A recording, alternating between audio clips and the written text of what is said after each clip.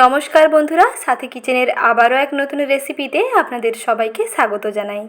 আজকে রেসিপিতে বানিয়ে দেখাবো অসম্ভব লোভনীয় রসালো পাকা তালের রসবড়া। কেমনভাবে বানাচ্ছি আসুন সহজ রেসিপিটি দেখে নিন। প্রথমেই দেখুন বর্ষাকালের সেরা নিয়ে নিয়েছি পাকা তাল। পাকা তালটাকে কেমন করে ছাড়াতে হবে এবং পাকা তালের মাড় কী করে তৈরি করতে হবে খুঁটিনাটি সমস্ত টিপস সহ রেসিপিটি শেয়ার করলাম। তাই ভিডিওটি কোথাও স্কিপ না করে শেষ পর্যন্ত দেখে নেওয়ার অনুরোধ থাকলো। আশা করি খুবই ভালো লাগবে।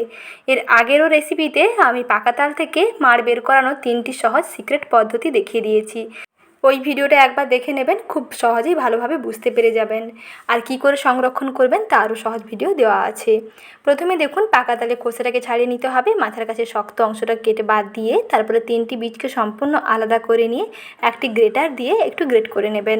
একটি বড় ফুটোওয়ালা গ্রেটার নেবেন, তাহলে দেখবেন মাঠটা খুব সহজে বেরিয়ে চলে আসবে। ছোট গ্রেটারগুলো হলে একটু সময় সাপেক্ষ হবে, একটু কষ্ট হবে, তাই একটু বড় ফুটোওয়ালা গ্রেটার হলে বেশি ভালো হয়। কিছুক্ষণ ঘষে নেওয়ার পরে দেখুন তালের কাত একেবারে রেডি। এই রকম শক্ত শক্ত তালের কাত রেডি করে নিয়ে আপনারা নর্মাল ফ্রিজের মধ্যে রেখে 1 সপ্তাহ খানেক পর্যন্ত সংরক্ষণ করতে পারবেন। আর যদি তার থেকে বেশি দিন সংরক্ষণ করতে চান তাহলে এটাকে একটু জাল দিয়ে ফুটিয়ে ঘন করে তারপরে রাখবেন, দেখবেন অনেক দিন ভালো থাকবে। এদিকে দেখুন একটি বড় মিক্সিং বোল নিয়ে নিয়েছি, তার মধ্যে দিয়ে দিচ্ছি মেজারিং কাপের 1 কাপ ময়দা। আর যেই কাপের ময়দা নিলাম সেই কাপের হাফ কাপ নিচ্ছি সুজি। ময়দা এবং সুজির অনুপাত থাকবে 2:1।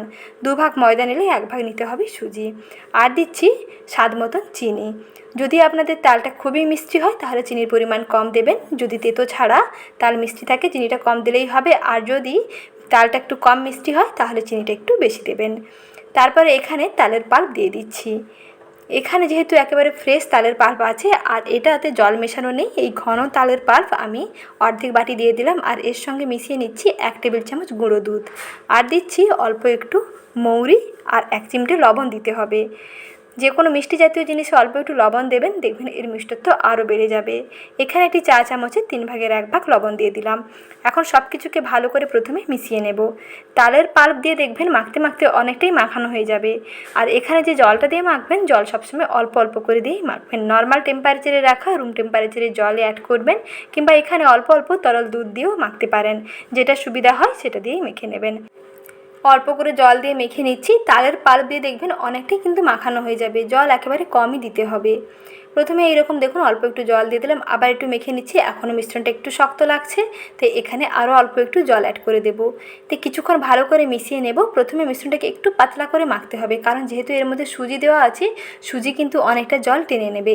তাই প্রথমেও মিশ্রণটা একটু পাতলা থাকলেও পরে কিন্তু এই মিশ্রণটা দেখবেন অনেকটাই জমাট হয়ে যাবে, একটু শক্ত হয়ে যাবে। এই পর্যায়ে আমি এখন একটি ঢাকনা দিয়ে ঢেকে রেখে দিচ্ছি 10 থেকে 15 মিনিটের জন্য।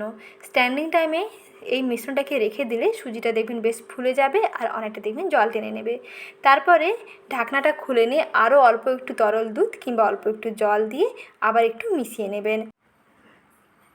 এতে মিশ্রণের ঘনত্ব দেখবেন একেবারে ঠিকঠাক থাকবে।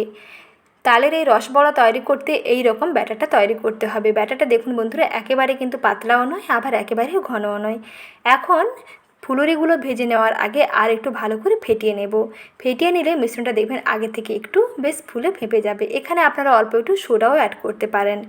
তারপরে দেখুন অল্প অল্প এরকম হাতে অংশ নিয়ে ডুবো তেলের মধ্যে ভেজে নিলেই রেডি হয়ে যাবে তাল ফুলুরি কিংবা তালের বড়া। প্রথমে তেলটাকে ভালো করে গরম করে রাখবেন। তেল ভালো করে গরম করে নিয়ে হাতের মধ্যে এইরকম অল্প অল্প ব্যাটার নিয়ে তেলের মধ্যে ছেড়ে দেবেন। দেখবেন এগুলো তেলে নিজে থেকে হয়ে তেলের উপরে ভেসে উঠে আসবে। আর যেমনই শেপ আপনারা দেন না কেন এগুলো দেখবেন বেশ ফুলকো, ফুলুরিগুলো একেবারে গোল গোল হয়ে যাবে। তাই যে কোনো শেপ দিলেই হবে। দেখুন হাতের মধ্যে অল্প অল্প অংশ নিয়ে তেলের মধ্যে দিয়ে দিলাম। তারপরে ওপর নিচে করে একটু লাল করে ভেজে নিচ্ছি। গ্যাসের আঁচটা একটু কমিয়ে ভাজবেন, তাহলে দেখবেন ভেতর থেকে বেশ সুন্দর ভাজাও হয়ে যাবে আর বেশ ফুলকো হবে। যতটা শেপ আপনারা তেলের মধ্যে দেবেন তার থেকে দেখবেন অনেকটা কিন্তু আকারে এগুলো বড় হয়ে যাবে। তেলে যাওয়ার পরে আকারে একটু বড় হয়ে যাবে। তারপরে এগুলোকে আরও একটু সময় নিয়ে ভেজে নিতে হবে। দেখুন গায়ের কালারটা অলরেডি কিন্তু বেশ হলদে হয়ে গেছে, কিন্তু আরও একটু এখানে লাল করে ভেজে নেব। তাহলে ভেতর থেকে খুব সুন্দর ভাজা হবে আর ওপরটা বেশ মুচমুচে হবে আর খুবই টেস্টি হবে। এই রকম তাল ফুলুরি কিংবা তালের বড়া বানিয়ে আপনারা প্রায় 3 থেকে 4 দিন সংরক্ষণ করেও খেতে পারবেন। স্বাদ দেখবেন একেবারে একই রকম থাকবে আর এই রকম নরম তুলতুলে আর খুবই টেস্টি হবে। এইভাবে সমস্ত ফুলুরিগুলো তৈরি করে নিয়েছি। আর তালের এই রসবড়া তৈরি করে নেওয়ার জন্য এই রকম ফুলুরিগুলো প্রথমে তৈরি করতে হবে। আর কতটা ভেতর থেকে সফট হয়েছে দেখুন। যেমন সফট হয় আর তেমনি খেতেও দুর্দান্ত হয়। একবার খেলে দেখবেন আরও একবার খেতে চাইবেন। আর বর্ষার সেরা পাকা তাল দিয়ে একবার হলেও বানিয়ে দেখুন। এখন এগুলোকে চিনি শিরার মধ্যে দিয়ে দেব। তার জন্য কড়াইতে নিয়ে নিলাম 1/2 কাপ চিনি, আর নিচ্ছি 3টে এলাচ, আর নিচ্ছি 1.5 কাপ জল। যেই কাপের মাপ করে আপনারা চিনিটা নেবেন সেই কাপের 1.5 কাপ জল দেবেন। 1/2 কাপ চিনি দিলে 1.5 কাপ জল দেবেন। এখানে শিরা কিন্তু বেশি চিটচিটে করা যাবে না। মোটামুটি 2 থেকে 3টা পলব আসার পরে এই তালের বড়াগুলোকে শিরার মধ্যে দিয়ে দিতে হবে। তারপরে গ্যাসের আঁচটা কমিয়ে দিয়ে এই ফুলুরিগুলোকে প্রায় 3 থেকে 4 মিনিট সময় নিয়ে একটু শিরার মধ্যে রান্না করে নিতে হবে। তাহলে ফুলুরির মধ্যে দেখবেন রসটা বেশ ভালোভাবে ঢুকে যাবে, আর এগুলো রসটা শুষে নিয়ে বেশ ফুলকো, নরম এবং রসালো হয়ে যাবে। আর এগুলোকে 3 থেকে 4 মিনিট গ্যাসের আঁচটা মাঝারিতে রেখে ফুটিয়ে নেওয়ার পরে গ্যাসের আঁচটা বন্ধ করে রেখে দেবেন প্রায় 10 থেকে 15 মিনিট। 15 থেকে 20 মিনিট পরে এটাকে সার্ভ করবেন।